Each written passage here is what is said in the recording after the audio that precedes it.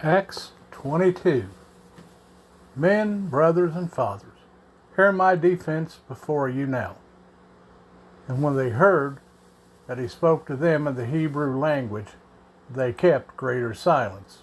And he said, I am indeed a Yehudite, having been born in Tarsus of Cilicia, but brought up in this city at the feet of Gamaliel, having been instructed according to the exactness of the Torah of our fathers, being ardent for Elohim, as you all are today, who persecuted this way to the death, binding and delivering up into prisons both men and women, as also the high priest bears me witness, and all the eldership, from whom I also received letters to the brothers, and went to Damascus to bring in chains even those who were there to Jerusalem to be punished.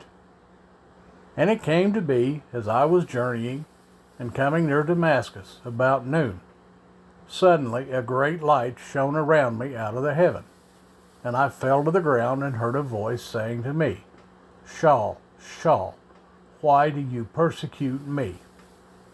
And I answered, Who are you, Master? And he said to me, I am Yeshua of Nazareth, whom you persecute. And those who were with me indeed saw the light and were afraid, but they did not hear his voice speaking to me. And I said, What shall I do, Master?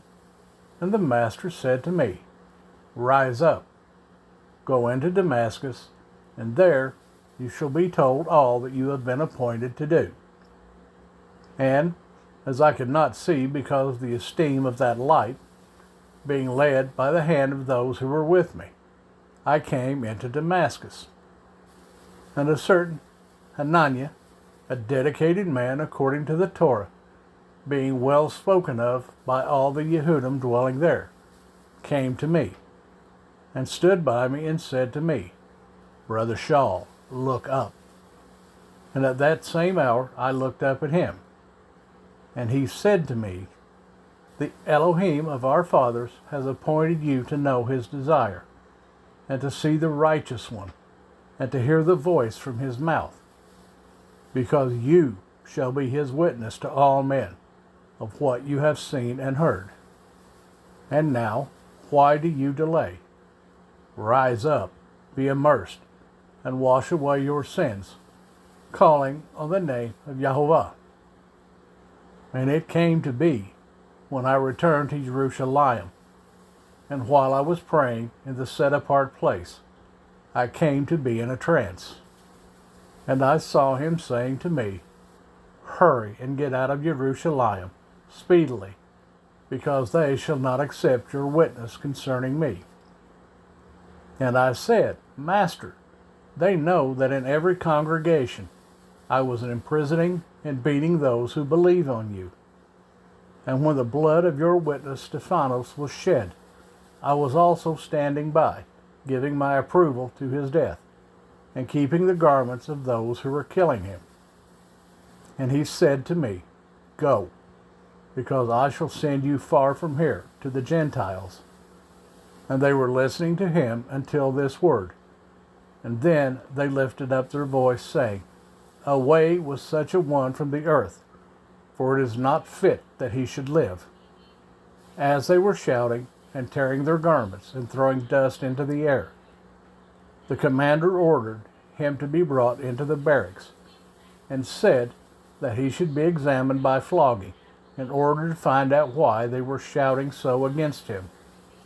And as they were stretching him out with straps, Shaul said to the captain who was standing by, Is it permitted for you to whip a man who is a Roman and uncondemned? And when the captain heard, he went and reported to the commander, saying, Watch what you are about to do, for this man is a Roman. And having come, the commander said to him, Say to me, are you a Roman? And he said, Yes.